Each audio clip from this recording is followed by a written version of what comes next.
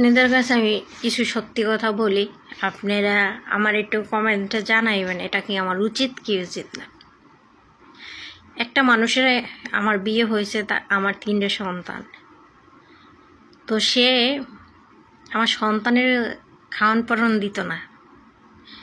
তার সাথে অনেক গ্যাঞ্জাম হয়েছে, অনেক কিছু হয়েছে, এলাকার সালিশি বিচার অনেক কিছু হয়েছে, মামলাও হয়েছিল। তারপর আমি নিজেই করে দিছি তার সাথে, মানে কাটসিট হয়নি। তার মতন সে, আমার মতন আমি। সে আমার কখনো খোঁজ নেয় না, বা আমার ছেলে মেয়ের খোঁজ নেয় নাই, কিন্তু এই 1 বছর ধরে আমার ছোটো মেয়ের কাছে যায়, খাওয়ান টাওয়ান টুকটাক দেয়। মিথ্যা কথা বললে লাভ নাই, দেয়। এখন সেই মানুষটা, এলাকার মানুষের সবাই বলে তোর বউ বলে ডিভোর্স দিছে তোরে।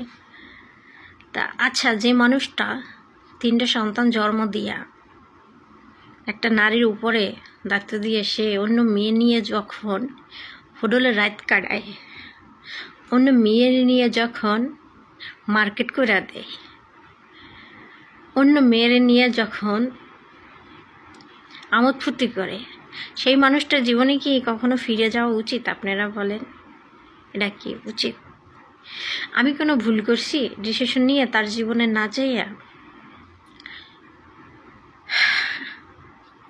আমি জীবনে স্থির হই, আমি একটা, আমার বিয়ে করছে, কবুল করছে ঠিকই, আমি জীবনে একটা নাকফুল আমার স্বামী তো আমাকে আমার দিতে পারে নাই। বিয়ে করছে হইতে আমি কর্ম করি, মানের বাসায় কাজ করি, তারপর আমার কোনো অভিযোগ ছিল না। তারপর আমি মানাইয়া সব কিছু মানাই নিয়ে চলছি, আমার কোনো অভিযোগ ছিল না।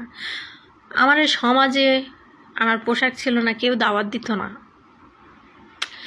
আমি একটা অনুষ্ঠানে যাওয়ার মতন আমার ক্ষমতা ছিল না, কেউ আমার আত্মীয় স্বজনে দাওয়াত দিত না, তার ফ্যামিলি আমারে দাওয়াত দিত না, তার আত্মীয় স্বজন আমারে দাওয়াত দিত না।